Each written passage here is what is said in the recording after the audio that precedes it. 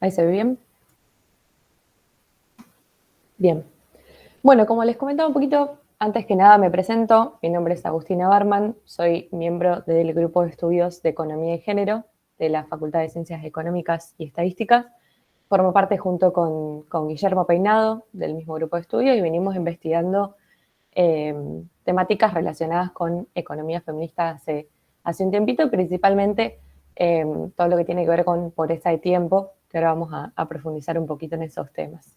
Y también va a estar conmigo Julieta Castellano, se va a sumar en un ratito, que es miembro del grupo de estudios de economía, ambiente y sociedad. Bien. Bueno, yo, como voy a estar presentando, no las voy a poder ver, pero si tienen alguna duda o comentario, simplemente prendan el micrófono y hacen el comentario que quieran hacer. Y si no se me llega a escuchar bien o algo, me avisan. Bueno, como les mencionaba hace un ratito, vamos a hacer una breve introducción a lo que es la economía feminista y el ecofeminismo. Traje algunos de los puntos principales que tocan estas corrientes. Eh, pero bueno, como les mencionaba, son corrientes muy amplias, con muchísimas vertientes y muchísimas temáticas para abordar, así que vamos a ver un poquito de eso. En primer lugar, la economía feminista es una corriente de pensamiento que va a visibilizar las dimensiones de género que se manifiestan en la dinámica económica y que tienen implicancias en la vida de las mujeres. Eh, la economía feminista es, digamos, bastante rupturista porque cuestiona los límites, cuestiona los conceptos que conocemos normalmente como economía y como trabajo. Eh, y se va a evidenciar y se va a hacer especial hincapié en que existe una interdependencia entre las personas que integran un sistema social, que integran una sociedad, y va a hacer especial hincapié en poner la vida en el centro.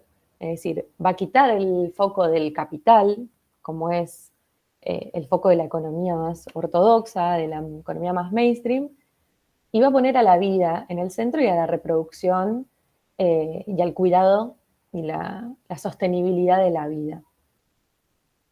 Y por el otro lado tenemos el ecofeminismo, que es también una corriente de pensamiento y también de activismo, eh, que va a reconocer que existe una relación entre el dominio de un género sobre otro y el dominio del ser humano sobre la naturaleza.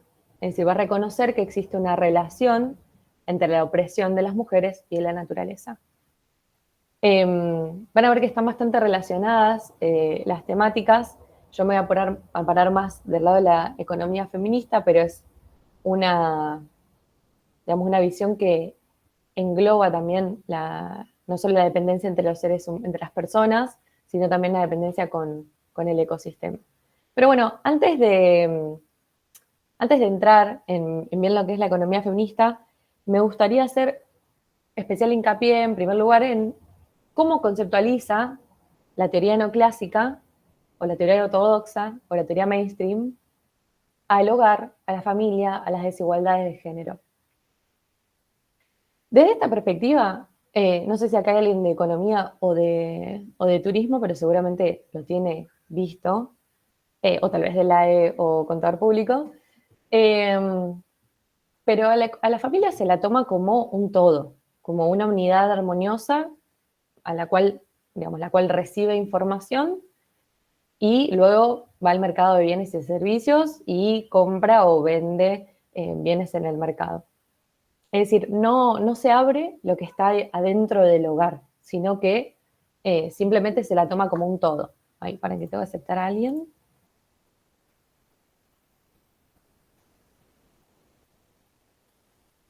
Ahí va.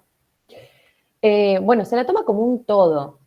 Eh, y, digamos, todo esto que va a poner sobre la mesa la economía feminista, que es la distribución del trabajo no remunerado dentro de los hogares, no interesa a la economía ortodoxa. Es un tema que parece como si fuese algo no económico o que está por fuera de la economía, de lo que se conoce como la economía. Y para ver esto les traje unos ejemplos. Este es de un libro de Sach y Larraín, que es un libro que se usa bastante en la carrera por lo menos en la carrera de economía. Hoy tengo que aceptar a alguien más. Ese somos Juli, justo.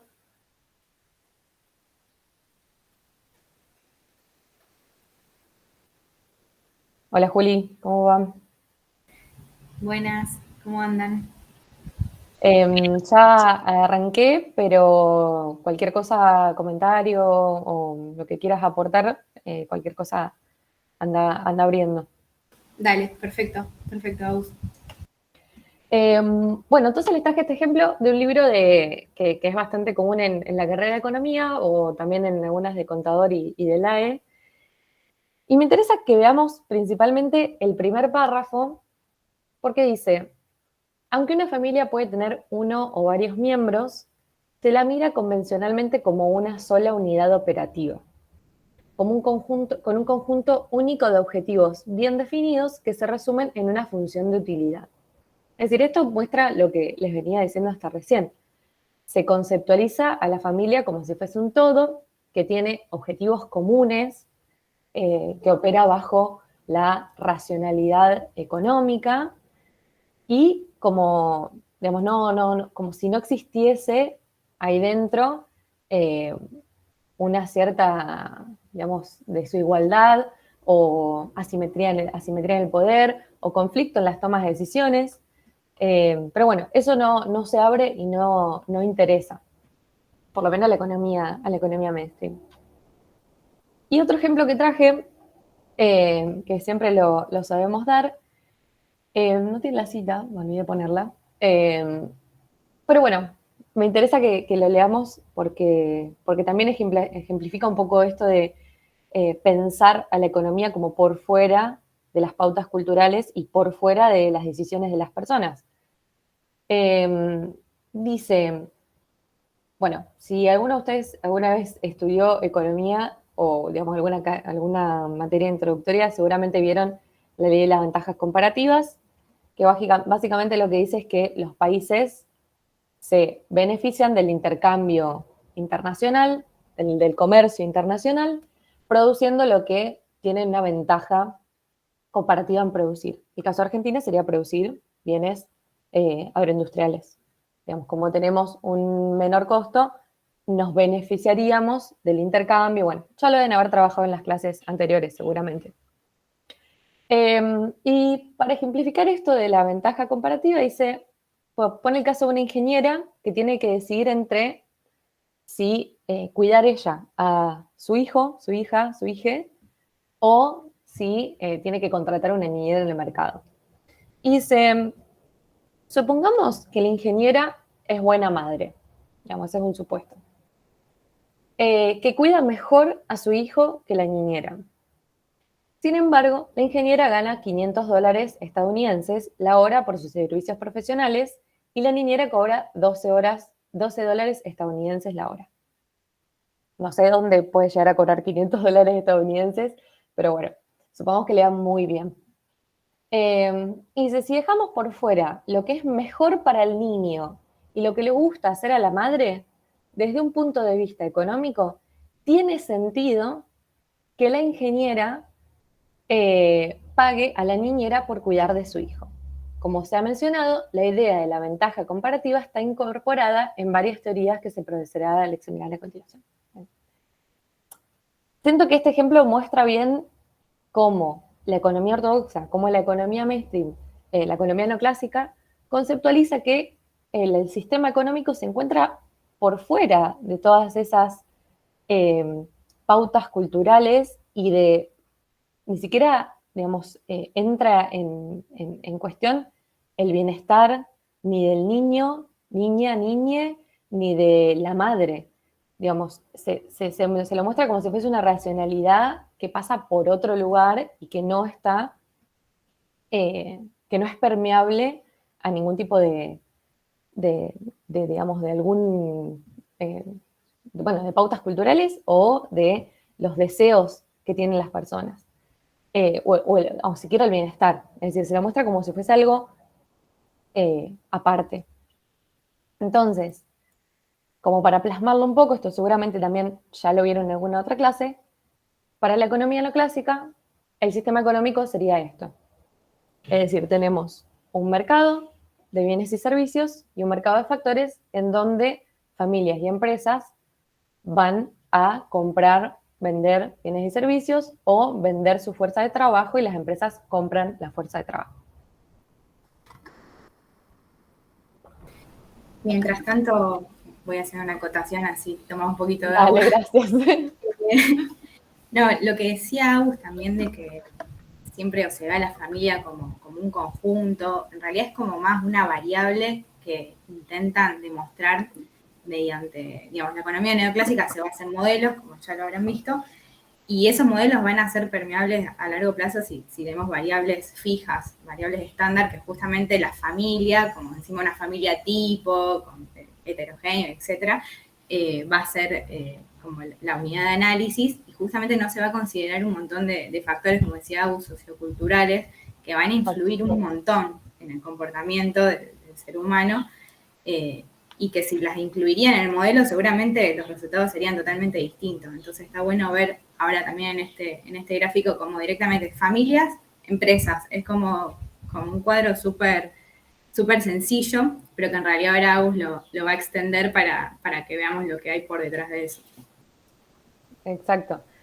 Sí, un poco lo que mencionaba Juli es el sesgo androcéntrico que tiene la economía neoclásica, en donde siempre se toma como modelo el Homo economicus, que obviamente es un hombre blanco, heterosexual, de edad media, sin ningún tipo de discapacidad, sin ningún tipo de enfermedad. Obviamente que, digamos, en total disponibilidad de trabajar, y no se toman en cuenta todas las otras cuestiones que nos afectan en nuestra día a día, digamos, no se tiene en cuenta que existe el racismo, que existe la discriminación, que existe el patriarcado, el machismo, digamos, todo eso no entra.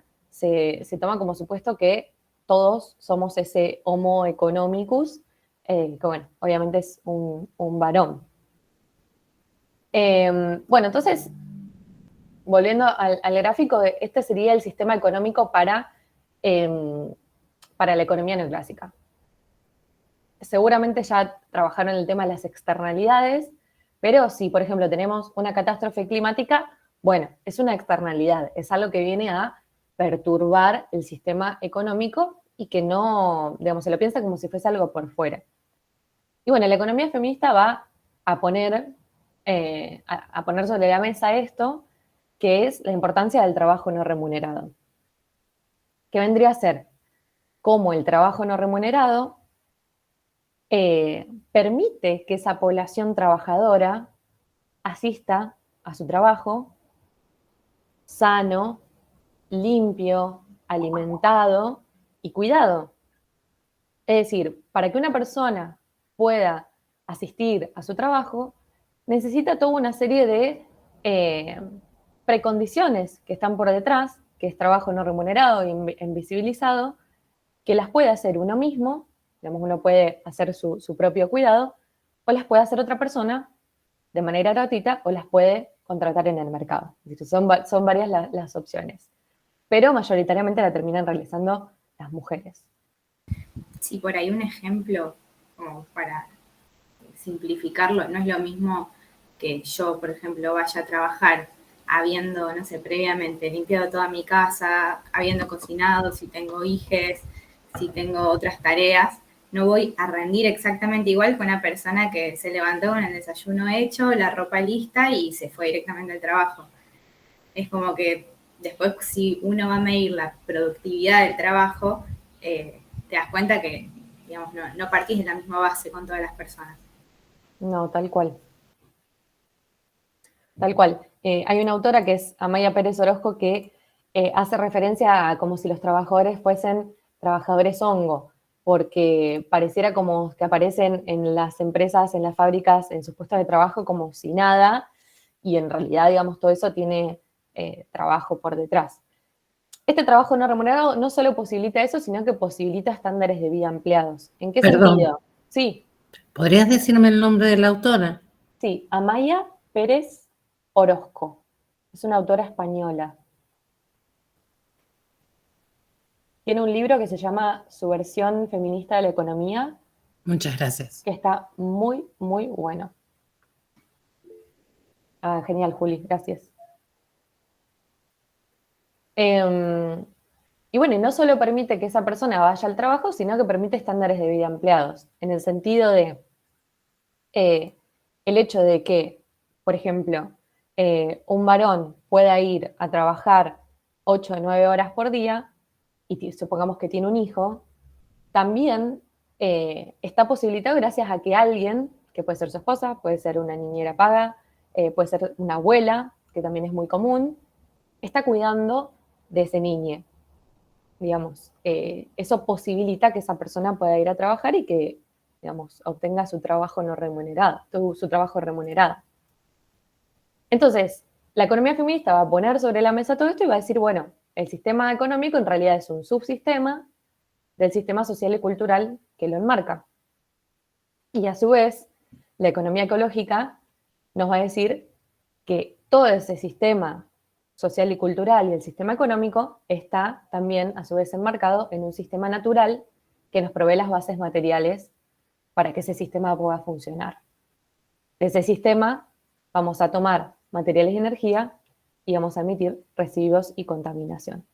Esto seguramente ya lo vieron, pero para mí es un gráfico que evidencia muy bien todo esto que queremos contar. Bueno, un concepto clave para entender lo que estudia la economía feminista es el género.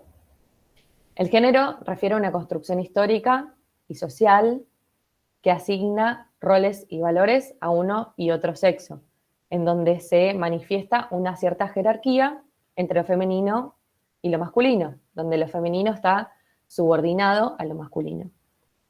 Y esto se manifiesta en el sistema económico, digamos. No es que el sistema económico es algo racional en donde no se ve afectado por esto. No, digamos, el sistema económico lo evidencia claramente. Lo evidencia en que las mujeres tienen una menor participación en el trabajo para el mercado y una mayor participación en el trabajo no remunerado. Que, bueno, cuando hablamos de trabajo no remunerado nos referimos al trabajo doméstico y al trabajo de cuidado. Y esto a su vez se traduce en un menor acceso a recursos económicos y obviamente un menor grado de autonomía económica, digamos, un mayor grado de dependencia económica hacia los varones que son quienes tienen mayor participación en el trabajo remunerado. Y en este sentido, digamos, mencionando un poco el trabajo no remunerado que está por detrás del sistema económico, la economía feminista aporta el concepto que es de economía del cuidado. Que es un concepto que hace referencia a todas las actividades necesarias para la supervivencia cotidiana de las personas. Incluye el autocuidado, el cuidado directo de otras personas y la provisión de las precondiciones del cuidado. ¿Qué son las precondiciones? Que tengamos la casa limpia, hacer las compras, cocinar, no solo también, digamos, la gestión del cuidado, la organización que tiene que ver con el cuidado, la planificación del cuidado. Digamos, y toda esa es una economía que está invisibilizada por las mediciones ortodoxas. Y que no solo está invisibilizada, sino que todos estos trabajos no remunerados cumplen una función clave en las economías, que es la reproducción de la fuerza de trabajo, digamos, la reproducción de la vida. Digamos, es por esto también que se dice que la economía feminista va a quitar el foco de los mercados y se va a interesar por la sostenibilidad y la reproducción de la vida, no del capital económico. ¿Hasta acá cómo venimos? ¿Bien? Sí, muy bien. Buenísimo. Y un comentario más. Sí, obvio, Juli. Si queremos ver todas estas tareas de cuidado en paralelo, dentro del sistema económico, vemos que son remuneradas porque si contratamos a una persona, digamos, si contratamos a una persona para que limpie o para que cuide, o no sé, vamos a lavar la ropa a una lavandería, son tareas que las puedo hacer yo en mi casa, las puede hacer alguien de confianza, pero que si yo salgo al mercado y si la contrato por un tercero, sí son remuneradas. Entonces, está como esa dualidad, porque si la hace alguien de confianza, no se le paga o se le paga poco, o está un trabajo no registrado, como creo que pasa casi siempre, pero si se sale al mercado para contratarla, ahí aparece un precio.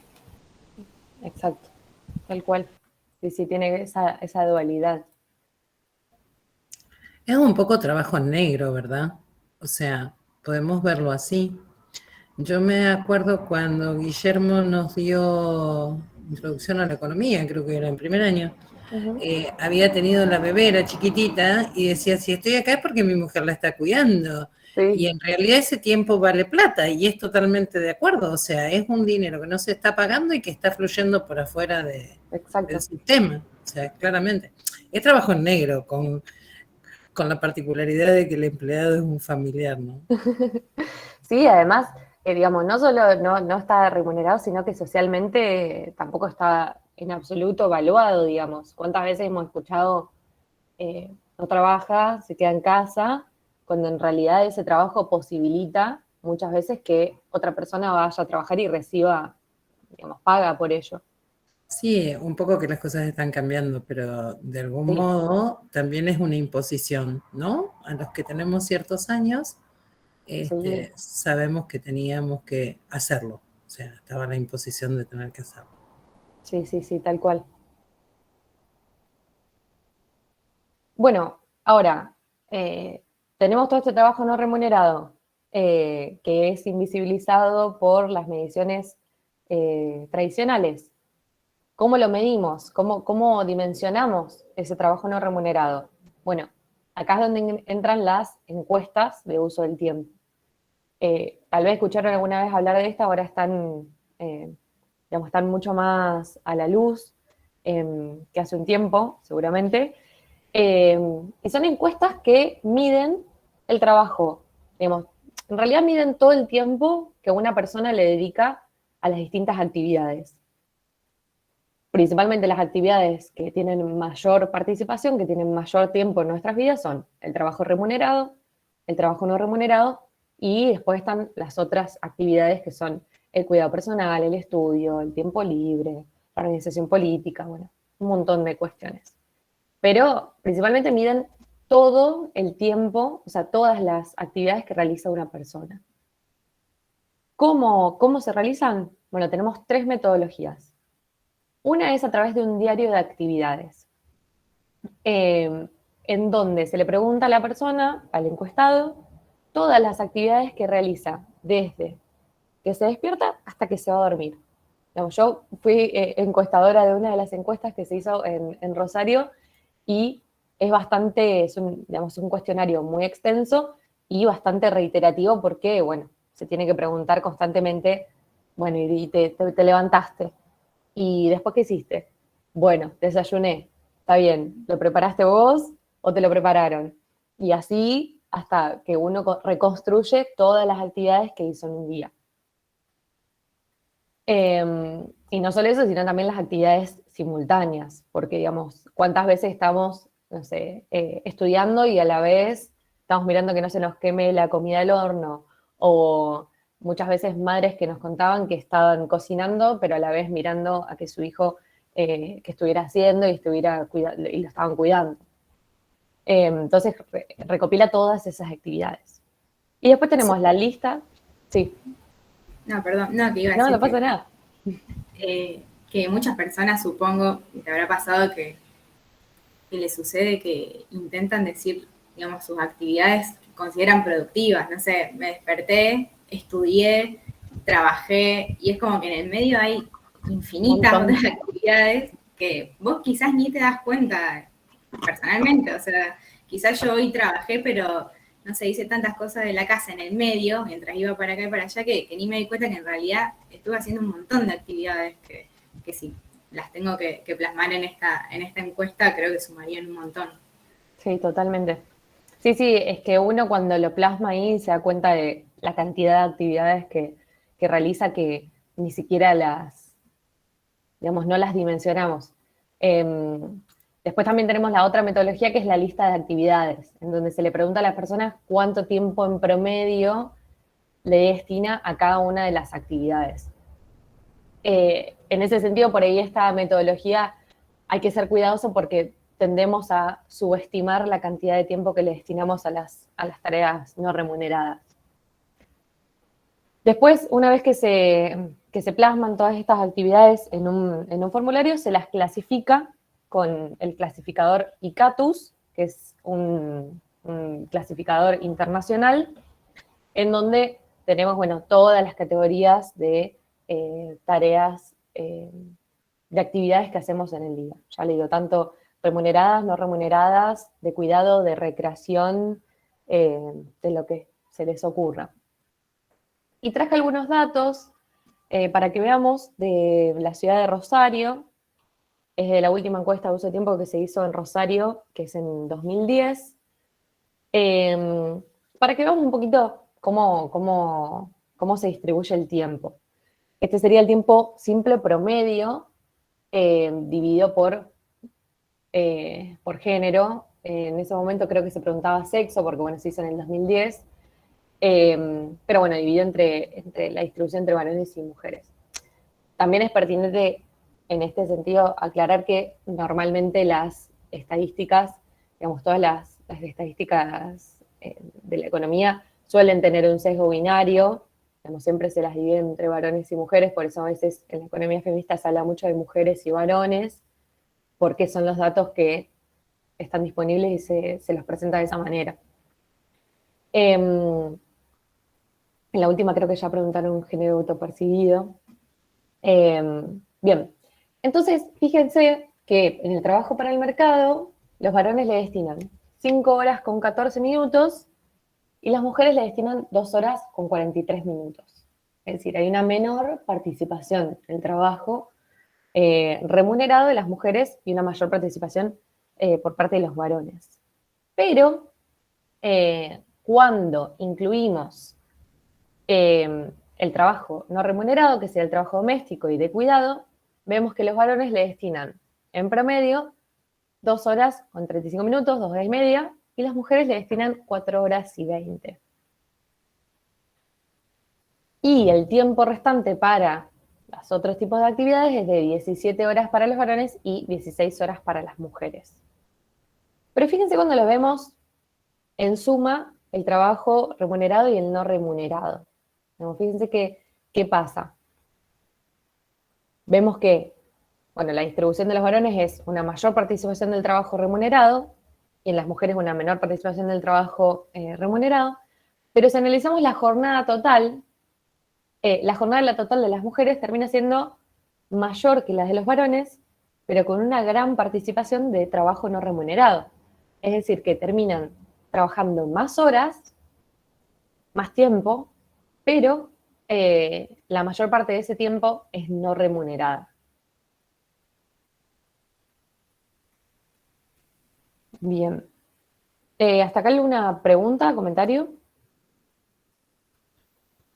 Sí. Estas estadísticas, ¿sobre qué población, qué número de población estamos hablando? Para la población de Rosario. ¿Para todo Rosario? Con una muestra, sí. Sí, sí. Es como que da que se trabaja poco, ¿no? Sí, tenemos en cuenta también que esto es un promedio, entonces puede haber gente que no trabaje, puede haber población desocupada, Sí. puede haber población en edad digamos, educativa que trabaje menos horas. Sí, no Es un sé qué promedio de rango toda la población. etario. No sé qué rango etario tomaron, porque También. depende. A partir de También. los 18 es, me parece. Ahí lo tendría que chequear, pero creo que sí, que es a partir de los 18. Claro. Ahí debe estar. Sí, pero me imagino que también habrá mucha gente desocupada en el medio que haga que el promedio sea menor al que por ahí pensamos. Sí, tal cual.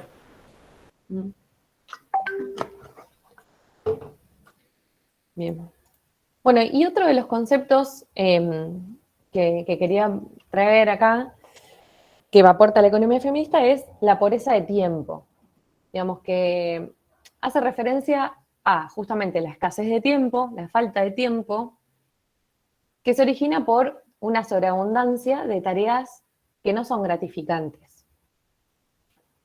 Digamos, la pobreza de tiempo para el caso de los varones suele estar asociada al trabajo para el mercado, que es remunerado, y en el caso de las mujeres tiene mayor relación con el trabajo no remunerado, que es, como vimos recién, adicional al trabajo para el mercado.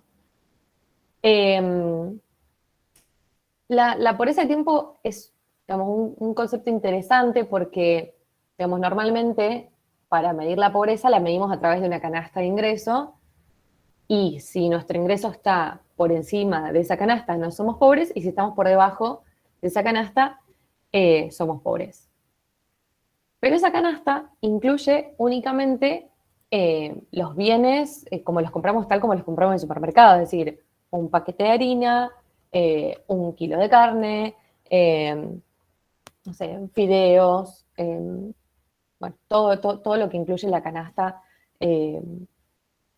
de consumo.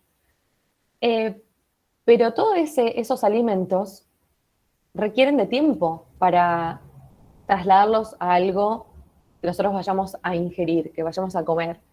Y digamos, eso necesitamos de tiempo para transformar esos alimentos, esos productos, en alimento comestible.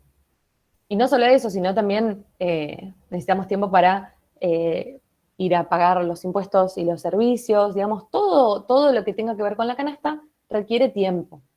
Entonces, la pobreza de tiempo incorpora digamos, una dimensión, una multidimensionalidad a la pobreza. Y también traje algunos datos de la misma encuesta de Rosario, para que veamos. Estos son de la encuesta de Rosario del 2010, pero se publicaron este año, para que veamos también qué pasa.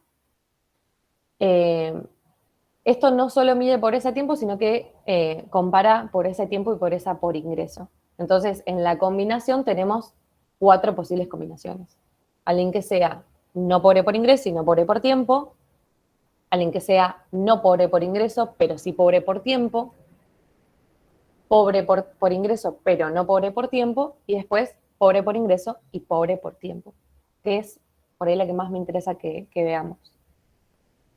En esa categoría de pobre por tiempo y pobre por ingreso, tenemos una brecha del 14% entre varones y mujeres. Digamos, tenemos un 42% de varones, casi un 43% de varones que son pobres por ingreso y pobres por tiempo, y un 57% de mujeres en esa misma categoría. Es decir, son personas que no llegan a cumplir con la canasta básica, pero tampoco tienen el tiempo necesario, digamos, tampoco disponen del tiempo para consumir esa canasta, y tampoco para disfrutar de su tiempo libre, digamos. La pobreza de tiempo está asociada con una falta de tiempo libre, con una sobreabundancia de tareas que no disfrutamos.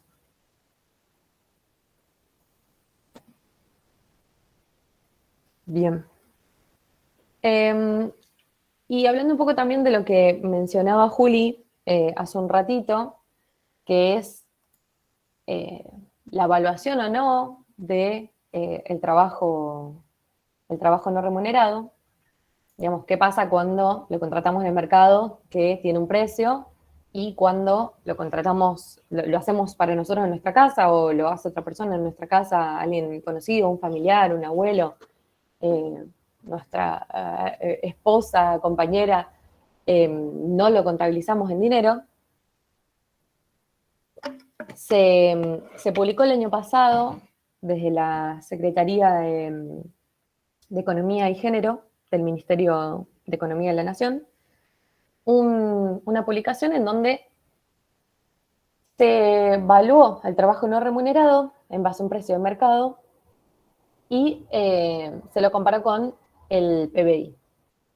Si por ahí alguien que no viene de economía y no lo sabe, el PBI es la medición de todos los bienes y servicios que producimos todas las personas en un año, o sea, que produce un país en un año, y que se comercializan en el mercado, digamos, los bienes finales que se producen.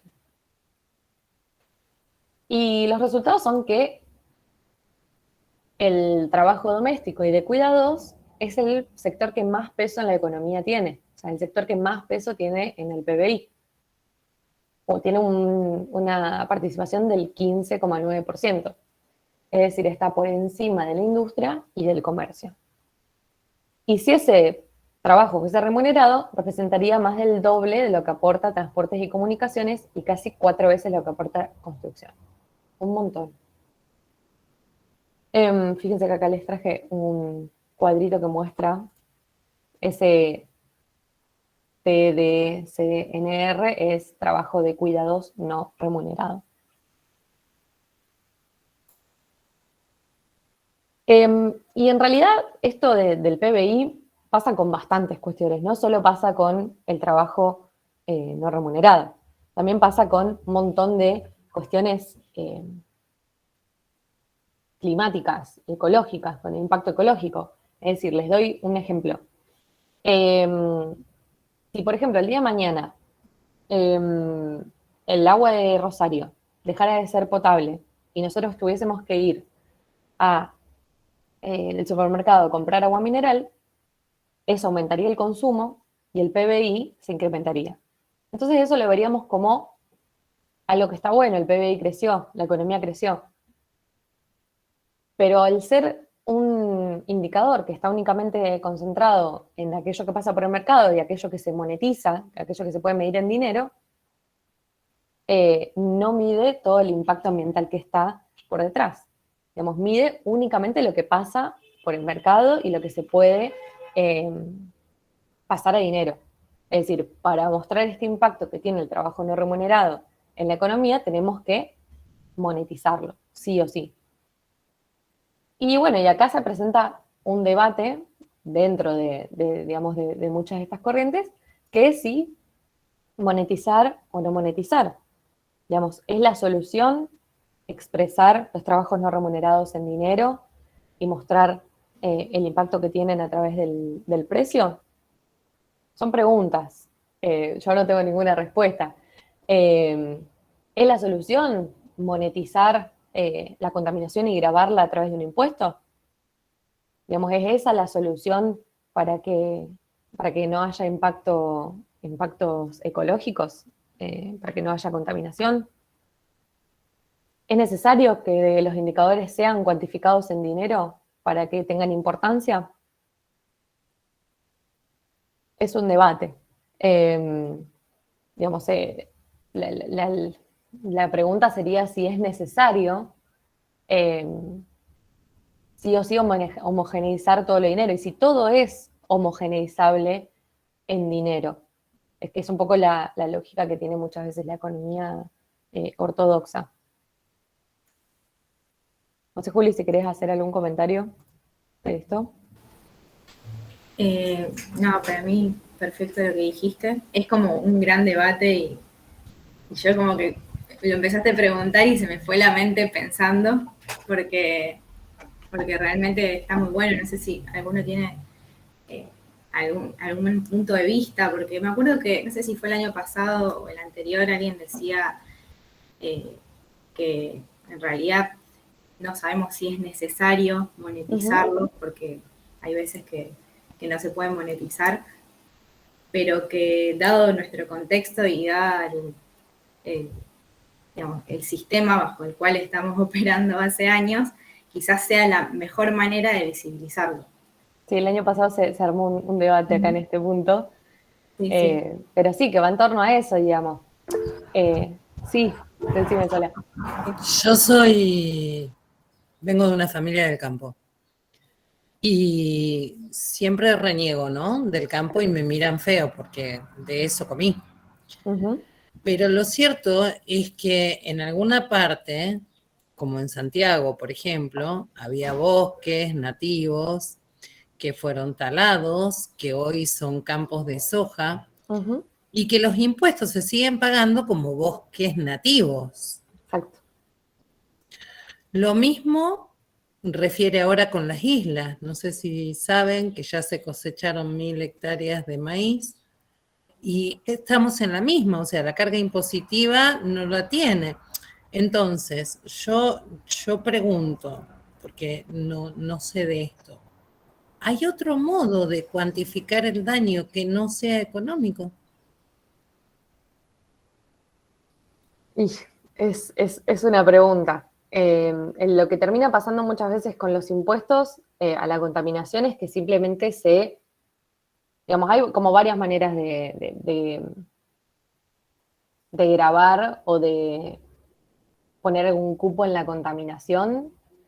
Lo que son los impuestos normalmente terminan, digamos, siendo trasladados a precios, se incorporan como si fuese un costo más y se trasladan a precios.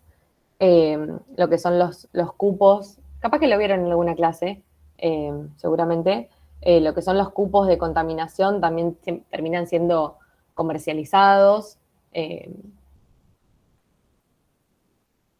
No sé. eh, No sé, ¿sabes de alguna experiencia de algún otro lado que se pueda hacer de otro modo? Yo la verdad que no, siempre caigo en el mismo sitio, o sea, sí, lo que vos decís también es verdad, los impuestos van a ser trasladados Ujú. y termina siendo parte del gran bodoque, Tal cual. pero hay otra experiencia, hay otro modo. Bueno, creo que, digamos, tal vez los chicos, yo no soy experta en economía ecológica, pero tal vez los chicos le dan un salario mínimo a mujeres. Bueno, el salario básico universal también es un debate que va de la mano de eso. Creo que Lola va a dar una clase al respecto, no sé si la próxima o la siguiente. Eh, Seguramente le digo a los chicos, hablaron en las clases pasadas de alguno de estos temas, pero se me fue lo que iba a decir. Sí, por ahí lo que decía Sola, yo comparto totalmente, y es como que al grabar monetariamente deja libre elección decir, bueno, si tengo que pagar tanto, eh, si tengo la capacidad de hacerlo, lo hago, digamos, solamente pensando en los gastos, como decía Agus, que después son incorporados al precio, o sea, solamente Ujú. pensando en el beneficio que después puedes llegar a obtener pagando pagando ese impuesto. O sea, en realidad lo puedes hacer monetariamente, pero siempre se va a ver desde un lado económico el beneficio. Sí, tal cual. El Bueno, sé beneficio que y el hay. impedimento también, si es que Sí, hubiera claro. algún impedimento. Sí, sí, sí, como que, digamos, muchas veces la lógica es, bueno, contamino tanto, pago tanto, lo incorporo y subo el precio. Yo creo que también, digamos, hay que como una manera más propositiva también es pensar en tal vez otros indicadores que no tengan que pasar únicamente por el dinero, como deben haber visto los chicos de lo que es la huella ecológica, la huella hídrica, la huella de nutrientes, el intercambio económicamente desigual. Eh, digamos, tal vez la cuestión va por repensar los indicadores que tenemos hoy en día, como por ejemplo el PBI, que necesita sí o sí homogeneizar a través de dinero, y pensar en otros mecanismos. Pero bueno, la respuesta de cómo debería hacerlo no la tengo. Es la realidad. Pero sí, es difícil salir de la trampa del dinero, por decirlo de alguna manera.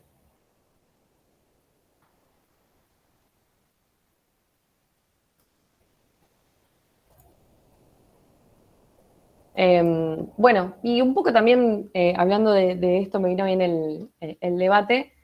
Eh, me interesa que veamos un poco, ya que se habla tanto de deuda externa en Argentina, que veamos un poco qué es la deuda externa. La deuda externa ya saben qué es, pero cuál es la relación de la deuda externa con la deuda ecológica y la deuda de cuidados. Digamos, cómo ¿Cómo se manifiesta esa relación? La deuda externa en Argentina es de 269 mil millones de dólares, digamos, según el INDEC, fue una aplicación de septiembre, si no me equivoco. Y obviamente que esa deuda tiene una implicancia para la economía argentina. No se va a poner súper económico esto, aunque parezca, no es por ese lado. ¿Qué pasa? Digamos, para pagar la deuda necesitamos generar excedentes, necesitamos obtener dólares, obtener divisas para pagar la deuda. Y, paren que vamos a ver primero estos conceptos. En primer lugar tenemos, para entender un poquito cómo se relacionan, vamos a ver primero los dos conceptos. Tenemos lo que es la deuda ecológica, que es un concepto que aporta la economía ecológica, que surge cuando consumimos más allá de la biocapacidad del sistema. Es decir, cuando incurrimos en déficit ecológico. Un poco se estuvo hablando de esto estos días, de cambiar deuda por ambiente y esas cuestiones. Y, digamos, para contrarrestar ese déficit, aparecen países como Argentina, que son ricos tienen una riqueza ecológica, y la venden a los países del norte principalmente. Seguramente ya algo de esto han visto. Digamos, para contrarrestar esa deuda ecológica, vendemos a través del intercambio económicamente desigual riqueza ecológica que es indispensable para la vida, que países como la Argentina, y principalmente países del sur, tienen en abundancia. Y después tenemos el concepto de deuda de cuidados, que es un concepto que aporta la economía feminista, que refiere a la diferencia entre los cuidados que damos y los que recibimos. Es decir, se incurre en una deuda cuando alguien que podría dar cuidados y cuidarse a sí misma no lo hace. Y este es el caso de gran parte de los varones, porque, digamos, sabemos que los cuidados los realizan mayoritariamente las mujeres, y de las clases altas, porque las clases altas contratan muchas veces servicio doméstico e incurren en esa deuda de cuidado. Y también se manifiesta digamos, de manera global, en el caso de comunidades que delegan sus cuidados en personas migrantes y genera cadenas globales de cuidados. Digamos que esto se ve bastante, digamos, en uno de los trabajos que, digamos, muchas veces se insertan más las personas migrantes, es el trabajo doméstico y de cuidados. Entonces, volviendo ahora sí al mecanismo que les estaba comentando, nosotros para pagar la deuda necesitamos obtener divisas, necesitamos tener dólares para pagar la deuda. En el marco de del caso argentino y el de muchos países, en el marco de nuestro modelo agroindustrial, esas divisas se obtienen a través de la exportación de productos agroindustriales. Ahora, ¿qué pasa? Bueno, un poco recién lo que comentaba la compañera.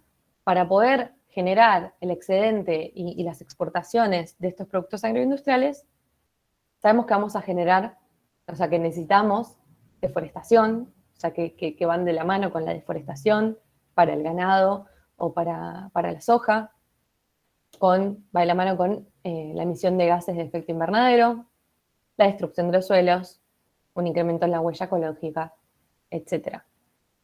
Es decir, por ahí también viene este debate que se estuvo dando en estos días de cambiar deuda por ambiente, digamos, porque se plantea esto de que los países del sur en realidad tienen, digamos, son acreedores ecológicos de los países del norte, por todo este intercambio económicamente desigual que se da entre ambos. Y por otro lado tenemos que para pagar la deuda, nuevamente, tenemos que generar el excedente. Y ese excedente viene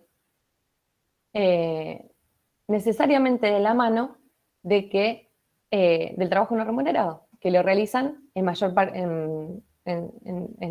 parte las mujeres, El trabajo no remunerado, obviamente, que incluye los trabajos domésticos y de cuidado, y que realizan en su mayor medida las mujeres y las mujeres de clases bajas.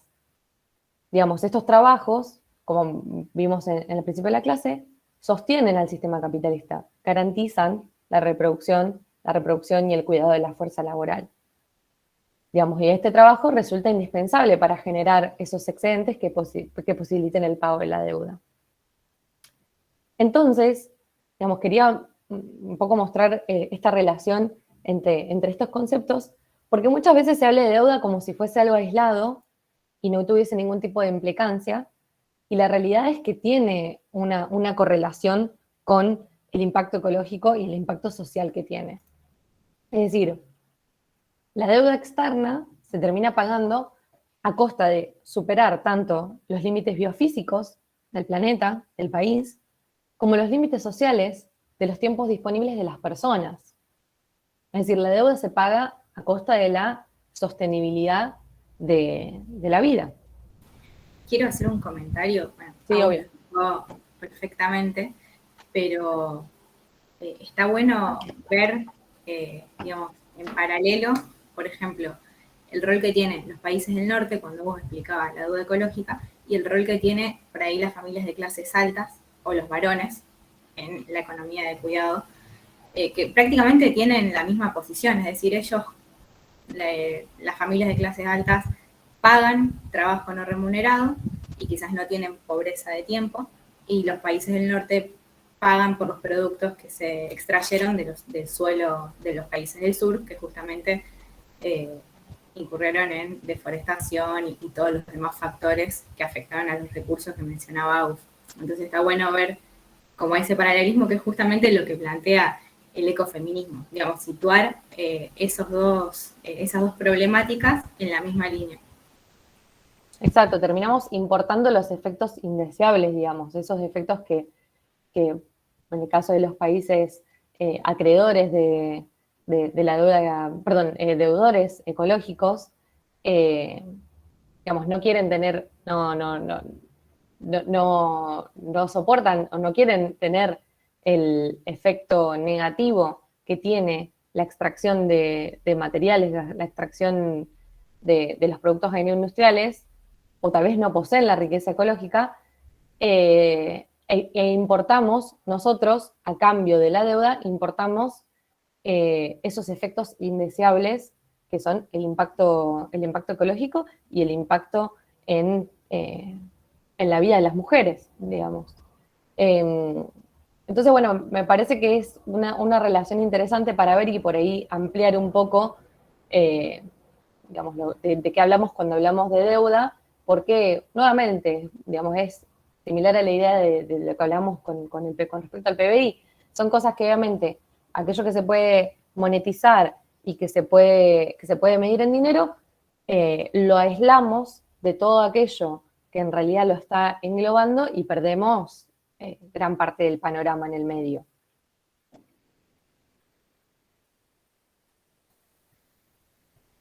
Bueno, medio bajonera terminó la clase, pero hemos terminado. De todas formas, si tengan alguna pregunta, comentario, lo que quieran aportar es más que bienvenido.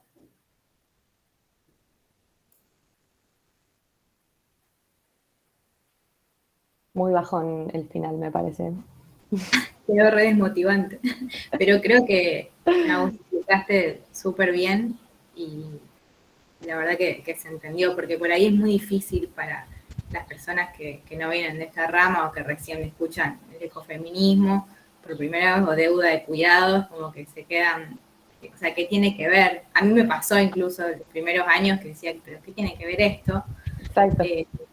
Y la verdad que está muy relacionado y está muy interesante poder situar a todos estos actores que nosotros lo vemos como una unidad re simple en un análisis econométrico, por ejemplo. Está bueno situarlo en espacio, en tiempo, en todos los factores sociales y culturales que nos incumben a todos los seres humanos, que sí, la verdad, no sé, nunca se tienen en cuenta y son incluso más importantes que otros. Sí, tal cual. Lo que rescato de lo que dijeron recién es esto del poder, ¿no es cierto? O sea, es el poder como la figura clave de todo. Es el poder el que marca este paralelismo que estabas hablando recién. Es el poder exportar huella y el tener que bancarte esa importación. Sí.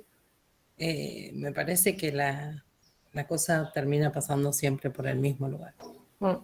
Sí, sí, es interesante porque, viste, también se lo trata a los países latinoamericanos como deudores, como países que están constantemente emitiendo deuda con países del norte, y la realidad es que, digamos, ampliando este espectro de la deuda, somos acreedores, digamos, somos acreedores de deuda ecológica y deuda de cuidados, y no es algo que llegue, que se hable, digamos, siempre se trata únicamente lo monetario, pero bueno, hoy está más en boga que nunca, creo, digamos, se ve constantemente la lucha por digamos, los impactos ecológicos que terminan teniendo el modelo dominante.